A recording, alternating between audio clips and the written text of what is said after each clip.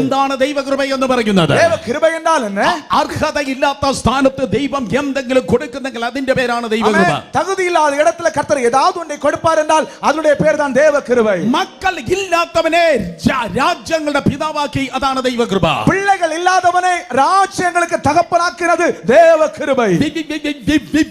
വിക്കി സംസാരിച്ചവൻ ദൈവത്തിന്റെ ദീർഘദർശിയായി, അതാണ് ദൈവത്തിന്റെ കൃപ. ദിക്കിനാ ഉള്ളവനായി വിക്കി പേശിനവനെ കർത്തരുടെ ദീർഘദർശിയാക്കുന്നത് தேவ கிருபையினால். ഭയന്ന് ഇരുന്നവനെ മൈറ്റി വാളർ ഓഫ് വിക്ടറി ആക്കി തീർത്തത് ദൈവത്തിന്റെ കൃപ. ഭയന്ന് ഇരുന്നവനെ പരാക്രമശാലിയായി യുദ്ധവീരനായി മാറ്റിയത് தேவ கிருபை. മരണം ചോദിച്ചവനെ മരണം കാണാതെ എടുത്തുകൊണ്ടത് ദൈവത്തിന്റെ കൃപ. മരണത്തെ വിരുമ്പിനവനെ മരണം രുചി പാരാതപടി എടുത്തുകൊണ്ടത് தேவ கிருபை. കാരാഗ്രഹത്തിൽ കിടന്നവൻ പ്രധാനമന്ത്രിയായത് ദൈവത്തിന്റെ കൃപ. ചിറച്ചാലയിൽ ഇരുന്നവൻ പ്രഥമനായത് தேவ கிருபை. ഓ സിംഹക്കുഴിയിൽ നിന്ന് പ്രൊമോഷൻ ആഫ്റ്റർ പ്രൊമോഷൻ ഗവർണർ പദവിയിൽ ദാനിയേൽ ഉയർന്നത് ദൈവത്തിന്റെ കൃപ. സിംഹക്കുകയിലിരുന്ന് ഉയർവുക്ക് മേൽ ഉയർവ് പെറ്റ് ആളുനരായി മാറിയത് ദാനിയേൽ മാറിയത് தேவ கிருபை. രാത്രി മുഴുവനും അധ്വാനിച്ചിട്ട് ഒരു മത്സ്യം പോലും കിട്ടിയില്ല.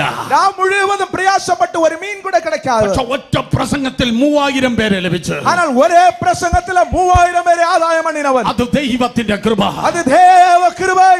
ഓ ഉള്ള സഭയെ മുഴുവൻ മുടിക്കുമെന്ന് പൗലോസ് പറഞ്ഞു. അവൻ ഉള്ള നാட்களെല്ലാം അഴിച്ചു വിടുവേൻ എന്ന് പൗൽ ചൊല്ലി. സഭയെ മുഴുവൻ തകർക്കുമെന്ന് ശൗൽ പറഞ്ഞു. സഭയെ മുഴുവൻ നാശം பண்ணுவேன் എന്ന് ശൗൽ ചൊല്ലി. എന്നാൽ സഭയെ മുടിക്കുവാൻ അങ്ങോട്ട് പോയവനെ സഭ പണിവാൻ ഇങ്ങോട്ട് കൊണ്ടുവന്നത് ദൈവത്തിന്റെ കൃപ. ഓ സഭയെ അഴിക്ക അങ്ങേ പോനവനെ സഭയെ കട്ട തിരുപ്പി കൊണ്ടുവന്നത് ദൈവ കൃപை. ഇന്ന് രാത്രിയിലും ഗെറ്റ് റെഡി, ഒരുങ്ങിക്കോ, ദൈവ കൃപ നിന്റെ മേൽ പെയ്യുവാൻ പോകുന്നു. ഇന്ന് രാത്രി ആയത്തമായിക്കൊള്ളുക, ഉங்கள் மேலேயும் அதே கிருபையை கர்த்தர் பொழிய பண்ண போகிறார்.